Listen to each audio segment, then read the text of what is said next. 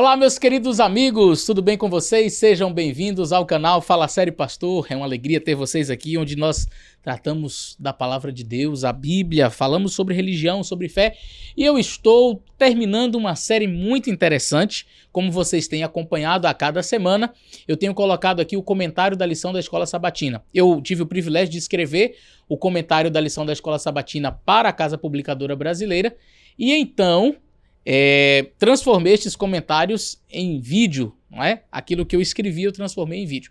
Vou deixar na descrição o link para que você possa ter acesso a este comentário desta semana.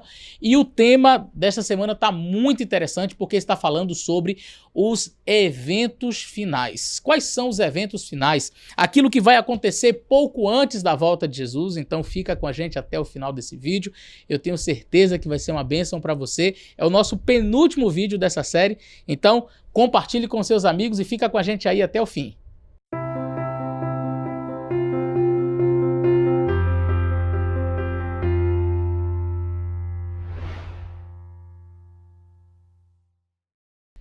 Meus queridos amigos, o mundo está caminhando para o seu desfecho.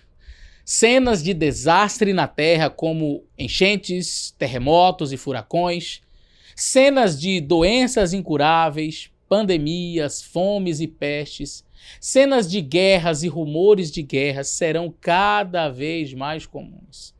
À medida em que a volta de Jesus se aproxima, tais eventos serão mais constantes e também intensos.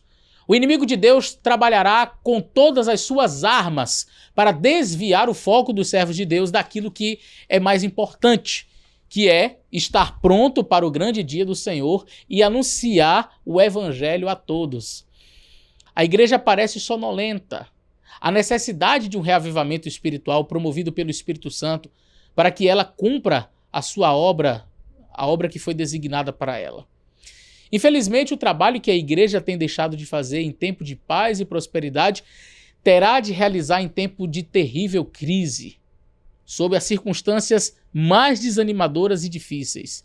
Isso está no livro Testemunhos para a Igreja, volume 5, página 396. Qual será o maior de todos os enganos que Satanás fará agora, no final dos tempos, pouco antes da volta de Jesus? Satanás sabe que seus dias estão contados e que ele será finalmente derrotado com a vinda de Cristo. Sabendo que não há qualquer fio de esperança para ele e que pouco tempo lhe resta, o inimigo realizará o maior de todos os enganos numa sequência de acontecimentos, operando grandes sinais e prodígios para enganar, se possível, os próprios eleitos, conforme Mateus 24, verso 24. Estamos nos aproximando do fim da história terrestre e Satanás está trabalhando como nunca antes. Ele está procurando atuar como dirigente do mundo cristão. Isso aqui é preocupante. Ele está procurando atuar como dirigente do mundo cristão.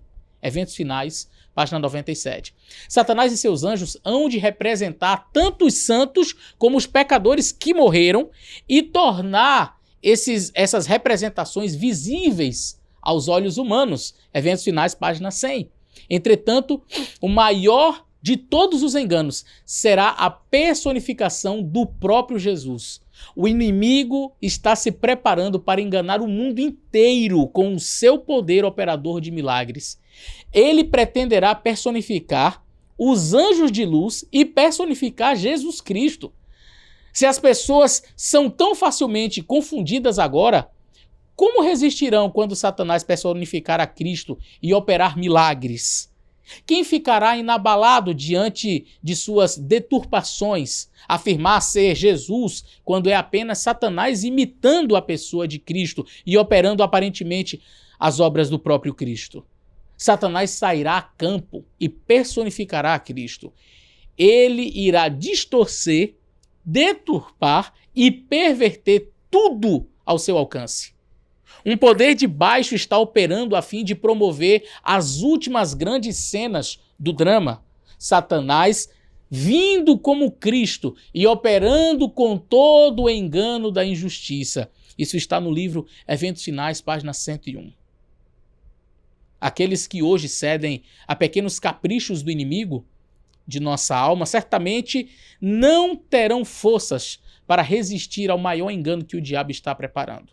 Pois é, aqueles que hoje estão cedendo aos caprichos, de Satanás, fazendo pequenas concessões, não conseguirão estar preparados para resistir ao maior de todos os enganos. Serão enganados. E quando virem a figura de Satanás personificando a Cristo, dirão que é o próprio Jesus. O último grande engano aparecerá diante de nós. Veremos o anticristo realizando seus atos miraculosos. A contrafação se apresentará, ou melhor, a contrafação se parecerá tanto com o verdadeiro que será impossível distingui-lo sem o auxílio das Santas Escrituras. O testemunho da Bíblia deve servir de critério para testar toda declaração e todo ato sobrenatural. Grande Conflito, página 494. É dentro desse contexto, meus amigos, é dentro dessa loucura que o mundo estará vivendo que Deus fará o selamento do povo de Deus. E também haverá aqueles que serão selados com o selo da besta. Vamos falar um pouquinho sobre essa questão do selamento? Um dos temas mais estudados pelos adventistas é o selamento. Já vimos em lições anteriores que o selo da besta não é um chip, um código de barras ou coisa similar. Vimos que no contexto escatológico o selo de Deus é um dia, tá? O sábado do Senhor. Logo, a marca da besta só poderia ser um falso dia de adoração, ou seja, o domingo, ok? E aí surge então naturalmente a pergunta, então quer dizer que quem guarda o sábado está selado com o selo de Deus e quem guarda o domingo está selado com o selo da besta? Para responder a esta pergunta, precisamos primeiro entender o selamento do ponto de vista teológico e o selamento do ponto de vista escatológico. Vamos falar um pouquinho sobre este selamento do ponto de vista teológico primeiro. Quando nós estudamos a Bíblia, notamos alguns aspectos interessantes concernentes à expressão selo e ao ato de selar ou o selamento. A primeira coisa a ser definida é que os termos selo, marca ou sinal são intercambiáveis na Bíblia, conforme Romanos 4, verso 11, que diz: recebeu o sinal da circuncisão, o selo da justiça da fé. Segundo, é necessário entender que a Bíblia fala de vários selamentos. Por exemplo, o selo do Espírito Santo. Diz a palavra de Deus: e não entristeçam o Espírito Santo de Deus, no qual fostes selados para o dia da redenção. Efésios 4 e o verso 30. O selo do fundamento de Deus. Entretanto, o firme fundamento de Deus permanece. Tendo este selo, o Senhor conhece os que lhe pertencem. E mais, afaste-se da injustiça todo aquele que professa o nome do Senhor. 2 Timóteo 2, verso 19. O selo do Pai. O selo de Deus, o Pai. Trabalhem não pela comida que se estraga, mas pela que permanece para a vida eterna, a qual o Filho do Homem dará a vocês, porque Deus, o Pai, confirmou com seu selo. João 6, verso 27. O selo da justiça da fé. E Abraão recebeu o sinal da circuncisão como selo da justiça da fé que teve quando ainda não havia sido circuncidado. Romanos capítulo 4, verso 11. Esses selamentos de que a Bíblia fala estão no âmbito teológico. Assim, todo judeu circuncidado estava selado, possuía o selo da justiça da fé, a evidência da aliança de Deus com a nação de Israel. Podemos dizer que alguém que tem aceitado o Senhor Jesus Cristo como Salvador e se entregou a Ele por meio do batismo, está selado com o selo do Espírito Santo para a salvação. Podemos afirmar, com base na esperança que temos na segunda vinda de Jesus, que um justo que acabou de morrer está selado para a salvação que ocorrerá no grande dia do Senhor. Esse é o selo ou selamento do ponto de vista teológico. Referindo-se a esse aspecto teológico do selamento, é correto afirmar que há muitas pessoas hoje seladas por Deus.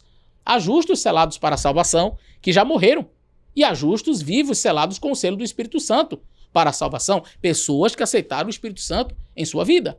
Vamos falar então agora do selamento do ponto de vista escatológico, não o teológico, que foi esse que nós analisamos aqui. Eu poderia também dizer teológico histórico, não é? A gente fez assim, desde Abraão, a gente historiou aí realmente esse aspecto do selo, selamento, já desde a circuncisão. Então, tem um aspecto teológico e também histórico. Agora, o selamento do ponto de vista escatológico. O selamento escatológico ainda não aconteceu. Ele diz respeito a um evento que ocorrerá pouco antes da vinda de Cristo, quando um falso sábado, isto é, o domingo, for introduzido como dia obrigatório de descanso e adoração. Ao passo que a observância do falso sábado, de acordo com a lei do Estado e de forma contrária ao quarto mandamento, será uma declaração de fidelidade ao poder que está em oposição a Deus, a guarda do verdadeiro sábado em obediência à lei divina será uma prova de lealdade para com o Criador. Enquanto um grupo de pessoas aceitando o sinal de submissão aos poderes terrestres receberá a marca da besta, outro, preferindo o sinal da obediência à autoridade divina, receberá o selo de Deus. O Grande Conflito, página 503 e 504. Note que apenas quando foi estabelecida a observância de um falso sábado pelo Estado é que haverá o selamento com o selo da besta e com o selo de Deus. Portanto, não é correto afirmar que há pessoas seladas hoje com esse selamento escatológico. Ninguém, preste bem atenção nesse texto, ninguém recebeu até agora o sinal da besta. Ainda não chegou o tempo de prova. Há cristãos verdadeiros em todas as igrejas, inclusive na comunidade católica romana. Isso está no livro Evangelismo, página 163. A observância do domingo não é ainda o sinal da besta e não o será até que saia o decreto compelindo os homens a venerarem esse falso sábado. Isso está no Comentário Bíblico Adventista, volume 7, página 1092. Logo, se a observância do domingo não é ainda o sinal da besta, a observância do sábado hoje não garante que alguém esteja selado. Apenas quando o assunto for uma pedra de toque, apenas quando leis forem estabelecidas para obrigar a observância do domingo, é que cada um terá que fazer a sua escolha, né? Fará a sua escolha. Se obedecem à besta e serão selados com o seu selo, ou se obedecem a Deus e serão selados com o seu selo. Sobre isso, Ellen White diz o seguinte: porém, quando a observância do domingo for imposta por lei, e o mundo for esclarecido sobre a obrigatoriedade do verdadeiro sábado, quem então transgredir o mandamento de Deus para obedecer a um preceito que não tem maior autoridade que a de Roma, estará honrando mais o papado do que a Deus. Estará prestando homenagem a Roma e ao poder que impõe a instituição que Roma ordenou. Estará adorando a besta e sua imagem. Grande Conflito, página 377. Algo muito importante a salientar é que o fato de alguém guardar o sábado hoje não significa que será selado no futuro com o selo de Deus. Nem todos os que professam guardar o sábado serão selados. Muitos há, mesmo entre os que ensinam a verdade, há outros que não receberão na testa o selo de Deus.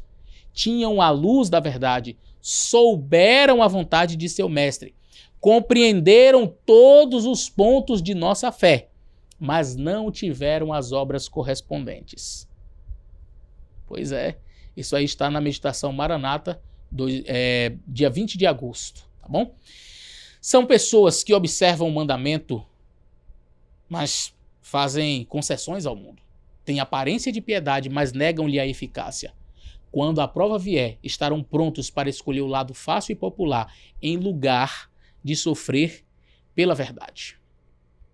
Neste contexto, Deus enviará o que nós chamamos de chuva serôdia. O que é a chuva serôdia? Antes da segunda vinda de Jesus, o Espírito Santo será derramado sobre os filhos de Deus para que estes saiam a pregar a última mensagem de advertência ao mundo. Enquanto a tríplice aliança predita no livro de Apocalipse por meio dos símbolos dos 3 espíritos imundos semelhantes a rãs, não é? O papado, o protestantismo, o apostatado e o espiritismo, Ok? Então, enquanto essa tríplice aliança predita no Apocalipse por meio destes símbolos, desses 3 espíritos imundos semelhantes a rãs, fomentam a adoração do domingo, os filhos de Deus, cheios do poder do Espírito Santo, pregam que o sábado da santa lei de Deus está em vigor. O derramamento do Espírito Santo sobre os servos de Deus é chamado profeticamente de chuva serôdia. Quando isso ocorrerá, não temos como ser taxativos. Alguns eventos do fim da história terrestre ocorrerão muito próximos a outros e quem sabe, até serão simultâneos. E sobre isso, Ellen White diz o seguinte: não tenho tempo específico de falar no qual tenha lugar o derramamento do Espírito Santo, a chuva serôdia, quando o poderoso anjo descer do céu e se unir com o terceiro anjo na conclusão da obra para este mundo. Apocalipse 18, verso 1. Minha mensagem é que nossa única segurança é estarmos prontos para o refrigério celestial, tendo nossas lâmpadas preparadas e ardendo. Cristo pediu que vigiássemos, porque o Filho do Homem virá a hora em que menos esperamos. Lucas 12, verso 40. A recomendação dada por nosso Redentor é: vigiem e orem. Mateus 26, verso 41.